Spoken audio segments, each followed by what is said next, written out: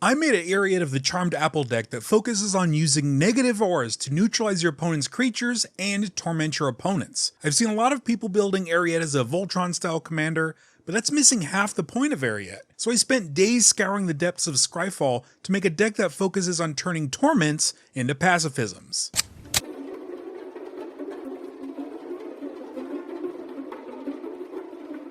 Eriette of the Charmed Apple is a 1 generic and Orzhov for a legendary human warlock that's 2/4. Each creature enchanted by an aura you control cannot attack you or planeswalkers you control. Then at the beginning of your end step, each opponent loses X life and you gain X life, where X is the number of auras you control. Now Eriette only has 2 variants, the standard one and this not really anime, not really showcase borderless version. I'm not sure what the style really is. I guess I'll go with the foil version of that borderless one since it's significantly cheaper than the foil of the regular version. Though I do prefer the art from the regular version, if I could have the original art in a borderless version, that would be the obvious choice. As I mentioned before, the most common way I see people building Eriette is Voltron or curses, which is fair. The powerful white enchantments that can go into a Voltron strategy get even better when you add a table-wide drain to each one, and curses can really add up when you start getting drained on top of the other negative effects. But I want to maximize my use of Eriette by enchanting my opponent's creatures. You know, the part where every aura you attach to an opponent's creature gets turned into a pacifism type card. This deck will aim to focus more on that, attaching annoying auras to your opponent's creatures, forcing them to fight your opponents instead of you while you put the suck on the table.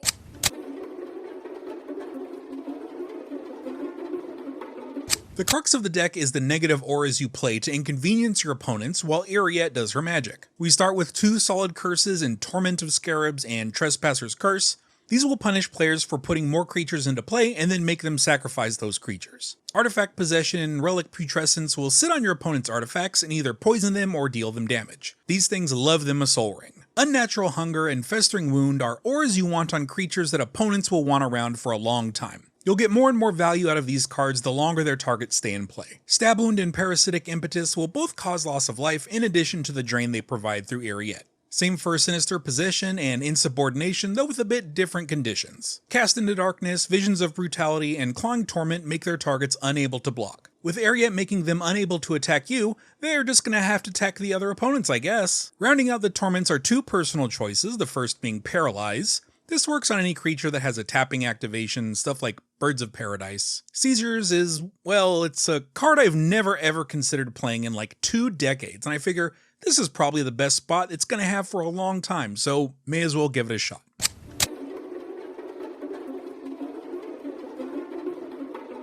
A lot of the tormenting cards really only work if you aren't being murdered by the very creatures you are enchanting. So this section will feature cards mostly there to keep Eriette in play, and your face not being attacked. Additionally, these effects will also save your enchantresses, something that's super important to success with this deck. Malakir Rebirth and Not Dead After All are both 1 mana value instants that will bring Eriette back from the dead. Demonic Hunger, Hyena Umbra, and Kaya's Ghost Form are all 1 mana auras that will save Eriette, either by returning her to your hand, putting her back into play, or by taking the death blow for her.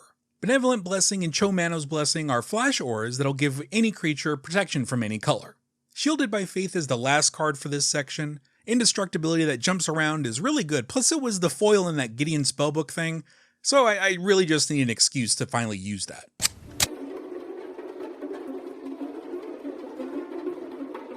Sometimes Eriette will be unavailable or being attacked isn't really the problem.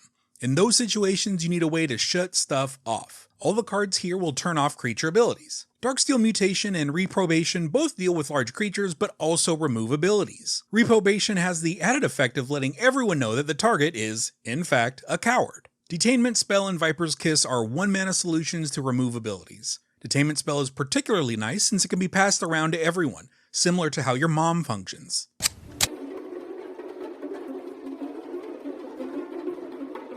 These are just a couple of cards that will help out your aura strategies. Sigarda's Aid lets you cast auras at instant speed, it's very handy. Lurrus of the Dream Den and Court of Ardenvale will let you cast a lot of your auras or enchantress type effects after they've been killed. Gives you a nice bit of recursion.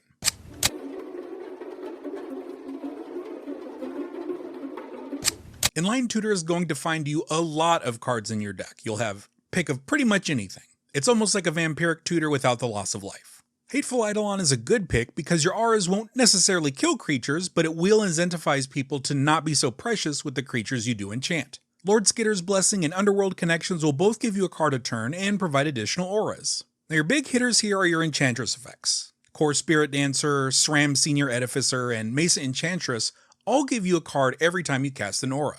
But the most interesting one is the new Slumbering Keep card. Yes, Scry is obviously not as good as a card drop, but I am intrigued by the activated ability. How many times will I realistically be able to supercharge this guy for a potential lethal attack? It's worth investigating.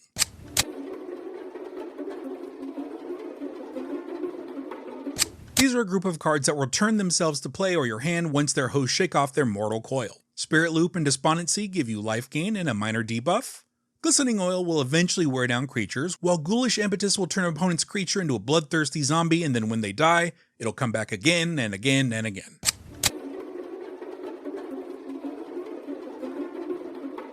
I run a pair of not really alternate win cons, but let's say like win complementary con. Veto Thorn of the Duskrows and Sanguine Bond will essentially double the drain of an Eriette to a single player. They allow you to speed up the process for one particular player who may have a good matchup against you. You can target one particular player and get them out a lot quicker with these.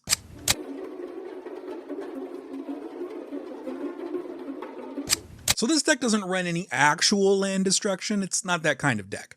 Instead, it runs land, let's say, entanglements. Evil Presence will turn any land into a basic swamp, while Corrupted Roots will punish a player for using a forest or plains. With all the number of dual lands and tri-lands, you should be able to find a target for this reliably. Contaminated Ground will make a swamp, but then also punish the player if they choose to use that land any further. Lithiform Blight will get you a card and will also turn a land into a Grand Colosseum. It's best used on utility lands that have a function since you're giving them access to all kinds of mana. You may also want to target just people using like a 1 or 2 color deck.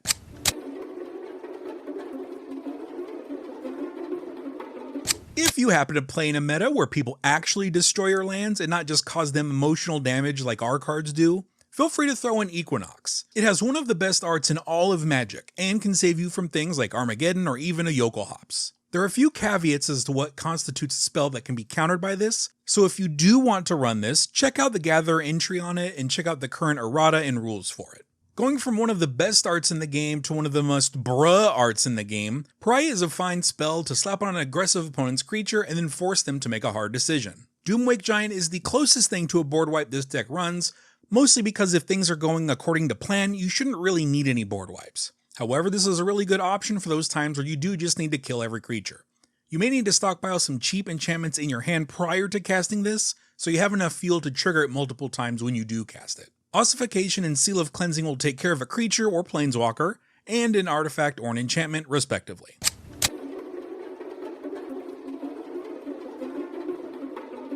I run 10 ramp cards split between traditional ramp and enchantment focused ramp. Talisman of Hierarchy, Orzhov's Signet, and Fellwar Stone make up the traditional good at 2 mana artifact ramp. Marble Diamond and Charcoal Diamond are less good at 2 mana, but since the rest of the ramp only reduces cost by colorless mana, we want to make sure we have enough sources of black and white. Now speaking of the enchantment ramp, we start with Starnheim Courser, which is probably the worst of this bunch, since it costs 3 and you don't run a ton of artifacts to get the other reduction from it. We then run Transcendent Envoy and Hero of Iroas, which both reduce auras by 1 colorless. Starfield Mystic will reduce enchantments in general by 1, and Killian Ink Duelist will reduce spells that target a creature by 2 colorless.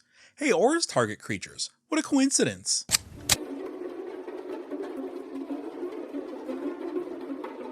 Now just a reminder, I only put cards in this section that work really well with the theme of the deck. If you want something super utility like a Wasteland or Bojuka Bog, go for it, I'm not going to stop you. Hall of Heliod's Generosity is great in getting back important auras whose hosts have already kicked the bucket. Arcane Lighthouse and Detection Tower are perfect in case your opponent has creatures you can't target. These two are really good in this instance and are actually very good in the Hilda deck I posted a bit ago. I was made aware of these cards by a commenter on that video, and if you have any corrections or suggestions like that for this video, feel free to leave a comment. I won't get offended, I promise. It was a mistake to not put them in that list, and it would be a mistake to not include them here.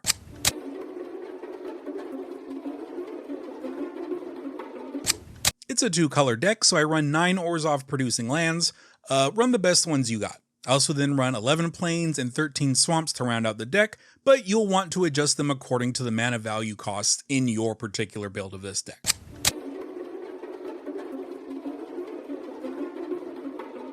Playing Eriette is tricky for a couple reasons. If you rush her out and then spam auras, you could get a win after a few turns, but that would make you a very obvious target. If you try to slow roll her until you have some ramp and auras already out, well, it's not like your commander's secret. Everyone's going to see her coming from a mile away. The best advice is to try and mulligan into some consistent hand sculpting, either card draw or something like Slumbering Keepguard. Your auras are good in critical mass and with Eriette out, but not super impactful individually. To build up to that critical mass, you can't just 1-for-1 with the auras, you need some card velocity. You can try to keep Eriette doing just a few damage a turn and not pose much of a threat, then try to chain aura with enchantress effects to get enough auras to finish off the table. Remember, Eriette's drain effect triggers at the end of your end step, so you can start the turn non-threatening, and then at the end of the turn be very, very lethal. You may run into creatureless decks or creature light decks. This isn't as bad as you think, since you can stack multiple negative auras on your opponent's creatures, or save all the negative auras and slap them all on your own creatures on a lethal turn. Remember, if you have a bunch of negative auras on your own creatures, they still count towards Eriette's drain. And that's my take on Eriette. I really dig how many unique commanders Wilds of Eldraine has, though I think Eriette might actually be best suited as a hidden commander in like an Abzan Enchantress style deck, where you can play an aura version of the traditional Enchantress stuff, then win out of nowhere with her. If you want another Wilds of Eldraine deck video, check out this Frosty Hilda of the Icy Crown guide. If you like the video, feel free to subscribe. Most importantly, I hope you have fun playing Magic, and I will see you around.